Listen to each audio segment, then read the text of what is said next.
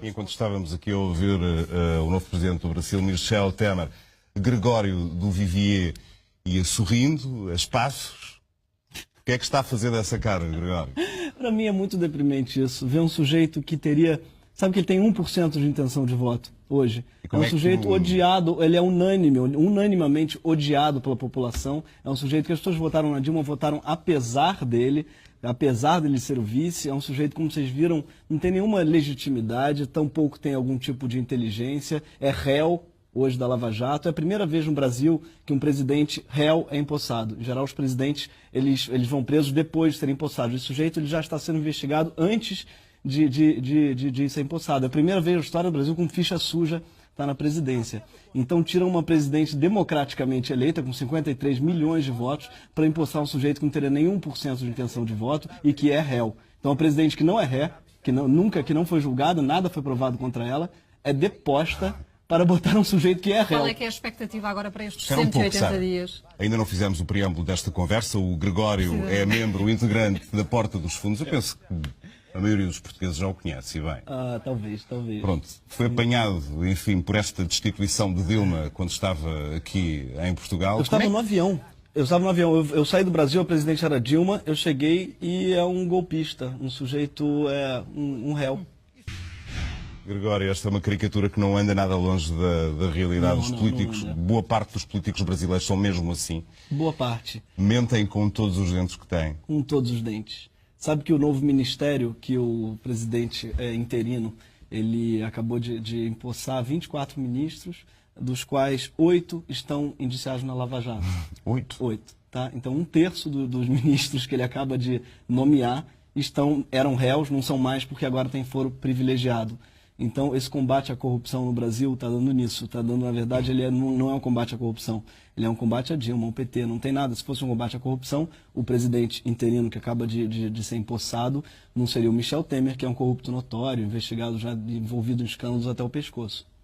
Era precisamente por aí que eu ia há bocado. Que expectativa é que tem para estes 180 dias que ele vai estar, no máximo, à frente do país? Olha, é feito Game of Thrones, viu? The winter is coming, o inverno está chegando, cabeças vão rolar, vai ser bem difícil esses 180 dias, porque o corte que está acontecendo agora no Brasil é uma crise, e a gente sabe bem, Portugal está numa crise longa na qual alguém tem que pagar a conta. E Michel Temer assume para fazer com que o trabalhador pague, para o que mais pobre pague. Ele já não tem dúvidas que ele vai aprovar a terceirização, como ele já queria, o corte às conquistas sociais, que ele prometeu que não vai, mas não temos dúvidas que ele vai, porque ele anunciou, ele tem um plano que chama Ponte para o Futuro, o plano de governo dele. Na verdade, é uma ponte para o passado fadada a cair como a ciclovia do Rio de Janeiro. Não tem fundamentação, é uma coisa muito baseada isso em mercado. Ele fala 23 vezes a palavra mercado, não fala nenhuma vez a palavra trabalhador. Você é um apoiante da Dilma? Não. Não é? Não votei nela no primeiro turno, acho que fez um governo péssimo, mas as minhas críticas a ela não são as razões pelas quais ela está caindo. Minhas críticas a ela são ambientais, ela fez um governo, uma tragédia com o justo ambiental,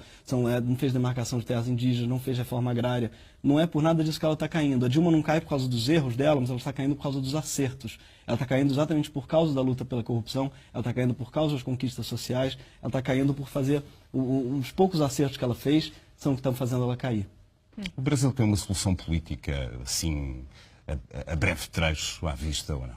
A breve não, mas a longo tem, que é a reforma política. Dá a ideia política. que a classe política tem um problema quase endémico de corrupção, de facto, não é? Tem, mas eu não acho que seja uma coisa do povo brasileiro, porque eu não acho que seja um povo mais corrupto. Eu acho que é uma coisa do sistema político. O sistema, ele corrompe, ele é corrupto, e sem a reforma política não vai mudar nada. Agora, o que é irônico é que a Dilma propôs a reforma política e ela foi barrada pelo Congresso.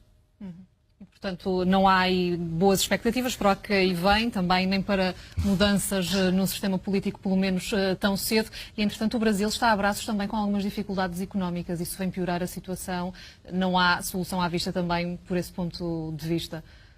Eu não acho que haja diferença. Porque esse é um político e todos os ministros que ele indicou são velhos no pior sentido da palavra, não de idade. Mas tem alguns novos. É a velha política. Mas alguns novos, por exemplo, ele está indicando para o Ministério da Ciência e Tecnologia um bispo da Igreja Universal, criacionista, para o Ministério da Ciência. Vocês estão entendendo o quão grave é isso? Não é uma piada do Porta dos Fundos.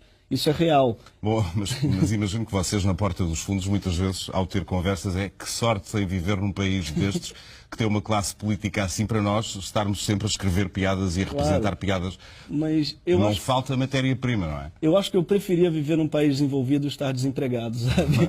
Até porque, na verdade, quando a piada está pronta, o nosso trabalho é mais difícil. É difícil fazer piadas quando a realidade já é uma piada. A competição é desleal com os noticiários no Brasil, né?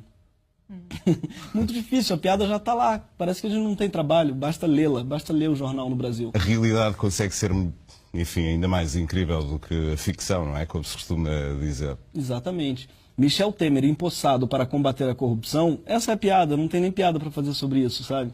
É um corrupto tão notório, tão antigo, que é uma piada, sabe? Não existe, é botar o rato para fazer a desratização. Não faz sentido. Quer acabar a corrupção, comece por ele, sabe? É isso que é engraçado. Acha que um dia o Brasil vai ser esse país onde os humoristas não vão ter, enfim, grande matéria para trabalhar? Eu acho que já é um pouco.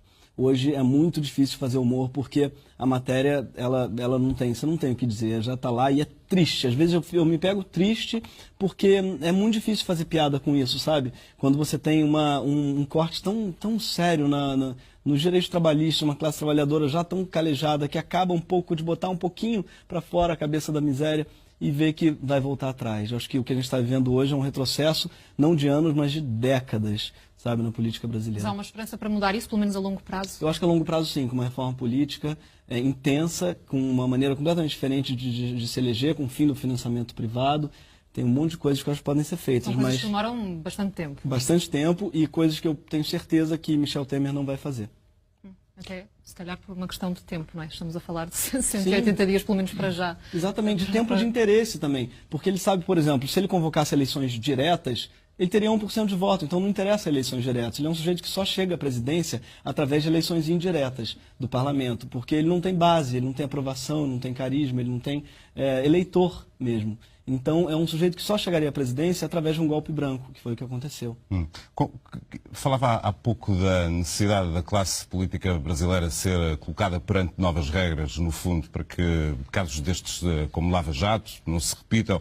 O que é que devia acontecer em relação aos políticos? Eles deviam ter a ficha limpa, por completo, para entrarem na política? Sim, eu acho que esse é um mínimo. A ficha limpa, para mim, ela deveria ser o mínimo requisito necessário para você estar na presidência ou para você ser deputado. E não é o caso. No Brasil, hoje em dia, tem 1/3 do Congresso que está investigado. Assim, 1/3 é muita coisa, sabe? Então, eu acho que sim, tinha que ter novas eleições diretas, não só para a presidência, como para o Congresso também. Quando você tem 1/3 do Congresso réu, você não pode ser o réu que vai tirar a presidente. O réu não pode ser juiz.